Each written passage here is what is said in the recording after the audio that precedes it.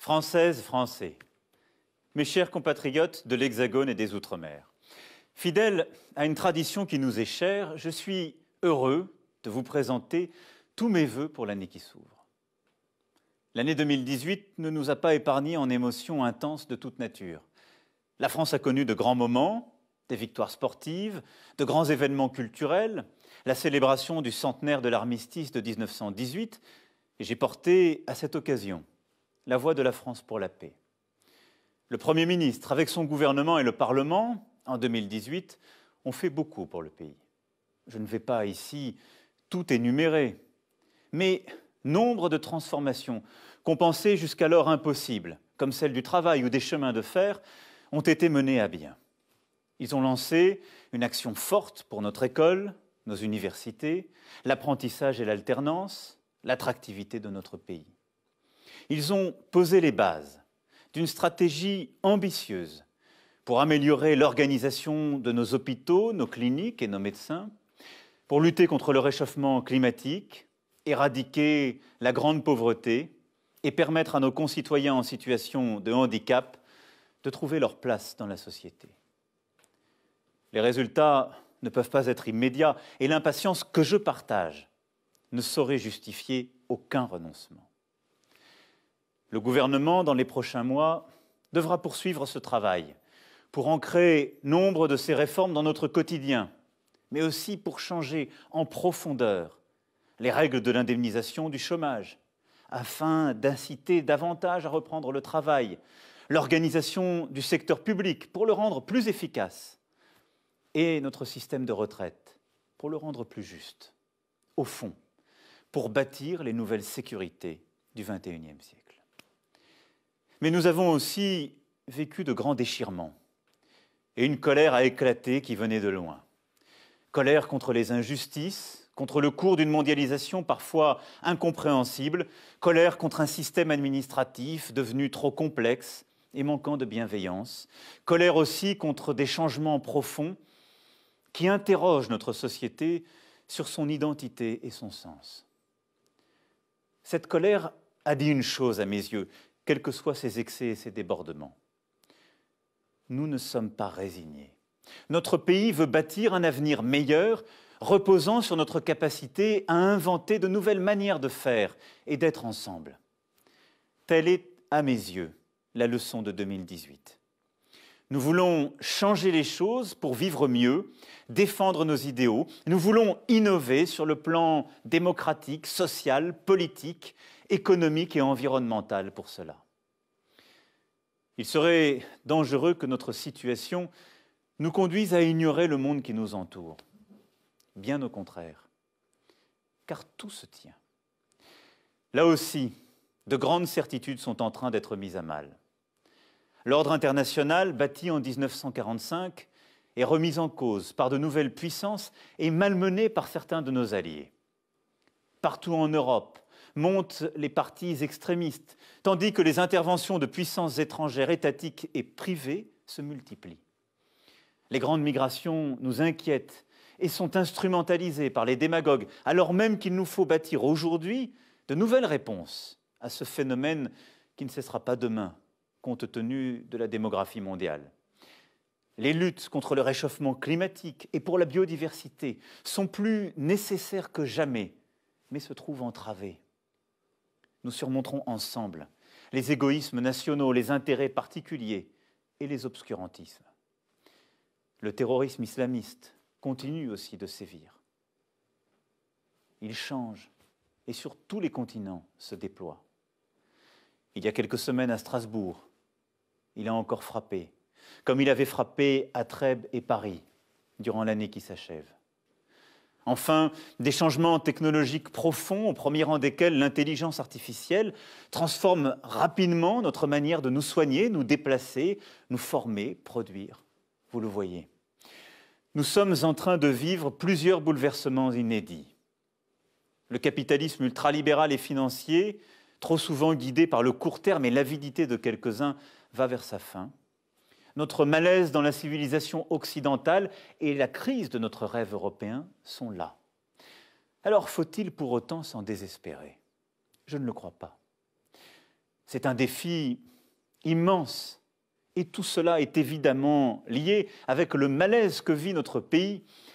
Mais précisément, nous avons une place, un rôle à jouer, une vision à proposer. C'est la ligne que je trace depuis le premier jour de mon mandat et que j'entends poursuivre. C'est remettre l'homme au cœur de ce projet contemporain. Cela suppose beaucoup de constance et de détermination. Mais je suis intimement convaincu que nous avons à inventer une réponse, un projet profondément français et européen à ce que nous sommes en train de vivre, chez nous comme au-delà de nos frontières. Il nous faut là aussi prendre, comme nous l'avons toujours fait, toute notre part à la renaissance de notre monde et de notre quotidien. C'est pourquoi, mes chers compatriotes, cette année 2019 est à mes yeux décisive. Et je veux former pour nous 3 vœux. D'abord, un vœu de vérité.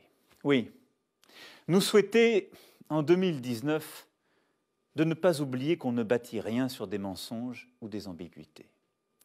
Or, je dois bien dire que depuis des années, nous nous sommes installés dans un déni parfois flagrant de réalité. On ne peut pas travailler moins, gagner plus, baisser nos impôts et accroître nos dépenses, ne rien changer à nos habitudes et respirer un air plus pur. Non, il faut tout de même sur ces sujets que nous nous regardions tels que nous sommes et que nous acceptions en face les réalités.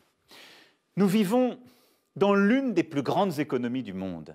Nos infrastructures sont parmi les meilleures au monde. On ne paye pas, ou presque, la scolarité de nos enfants.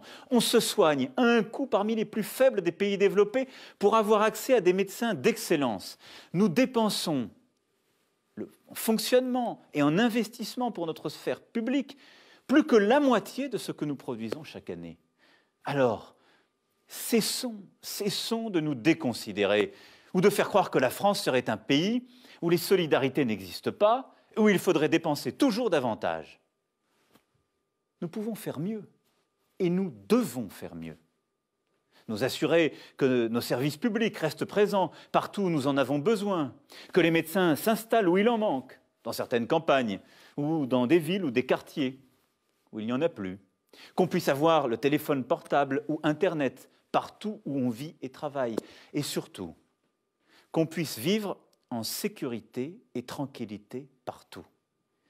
J'y veillerai personnellement et chaque jour. Le débat national qui s'ouvre doit nous permettre de parler vrai. Et je vous écrirai dans quelques jours pour vous en préciser les attentes. Mais parler vrai, c'est parler de la réalité. Le vœu de vérité, c'est aussi celui qui doit nous conduire afin de demeurer une démocratie robuste, à mieux nous protéger des fausses informations, des manipulations et des intoxications. On peut débattre de tout, mais débattre du faux peut nous égarer, surtout lorsque c'est sous l'impulsion d'intérêts particuliers. À l'heure des réseaux sociaux, du culte de l'immédiateté et de l'image, du commentaire permanent, il est indispensable de rebâtir une confiance démocratique dans la vérité de l'information, reposant sur des règles de transparence et d'éthique. Ce vœu de vérité, c'est au fond un vœu pour tous d'écoute, de dialogue, d'humilité. Il n'y a pas une vérité, je crois même que chacun d'entre nous commence à se fourvoyer dans l'erreur quand nous affirmons les choses sans dialoguer, sans les confronter au réel ou aux arguments des autres. Alors débattons, car de là peut naître une action utile et qui nous unit. Mon deuxième vœu pour 2019 est un vœu de dignité. Je suis profondément convaincu que chaque citoyen est nécessaire pour le projet de la nation. Nombre de nos concitoyens ne se sentent pas respectés, considérés. Ils sentent leur vie comme empêchée. Je pense aux mères de famille élevant seuls leurs enfants et ne parvenant pas à finir le mois. Je pense à nos agriculteurs qui ne veulent que vivre dignement de leur travail, ou à nos retraités modestes qui aident encore leurs enfants et ont à charge leurs parents. Nous avons commencé à leur apporter des réponses, et je sais leur impatience légitime, mais il faudra aller plus loin. Cela implique de permettre à chacun, quel que soit son quartier, quelle que soit sa famille, de pouvoir accéder à une meilleure éducation, grâce à celle-ci de pouvoir accéder à un travail pour construire sa vie et celle de sa famille. Cela suppose d'assurer à chacun les droits dans la société et attendre de lui les devoirs qui sont les siens. Cela, nous avons commencé de le rétablir, mais c'est notre responsabilité à tous. Et cela passe par le respect, le sens de l'effort et du travail.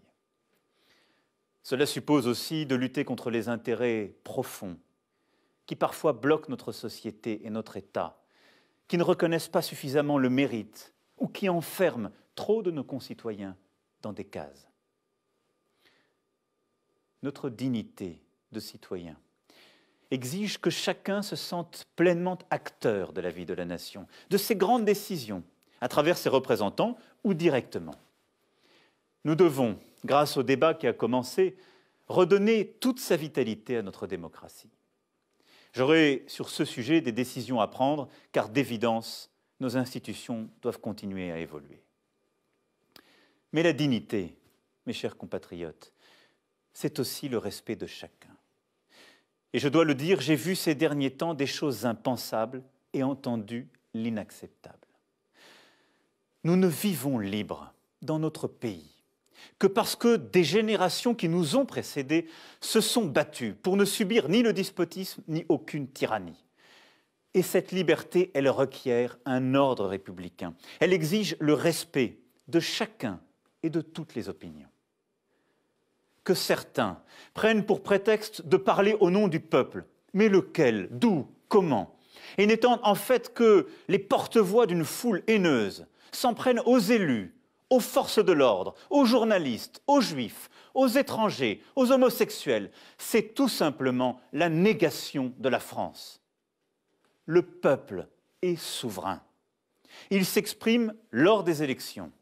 Il y choisit des représentants qui font la loi. Précisément parce que nous sommes un État de droit. L'ordre républicain sera assuré sans complaisance, car j'attends de chacun ce respect indispensable à la vie en société.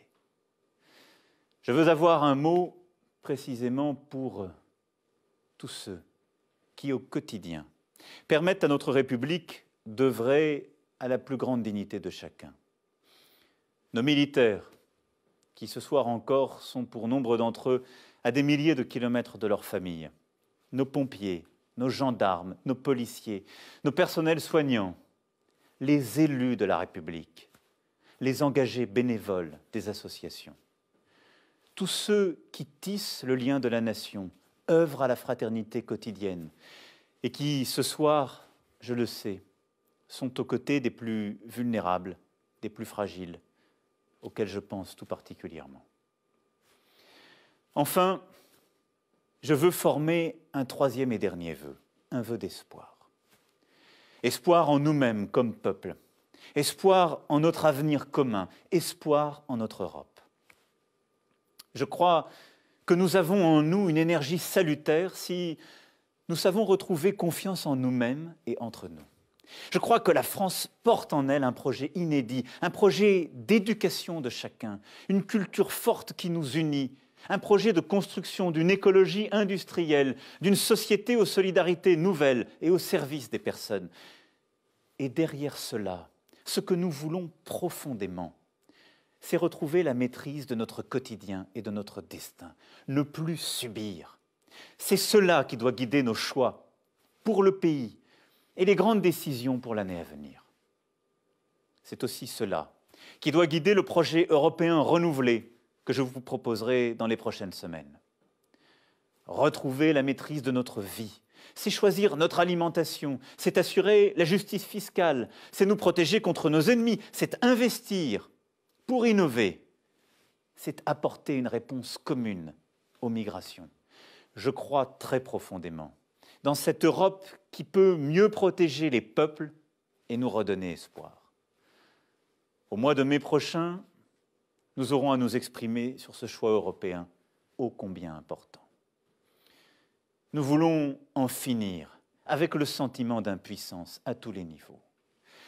C'est une tâche d'une ampleur inédite, mais elle est à notre portée. Je nous en sais capable.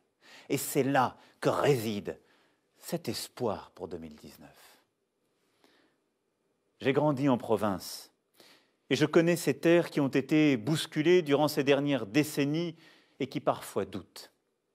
Et je sais que notre avenir ne se fera pas autrement que par une unité retrouvée et un effort de chacun.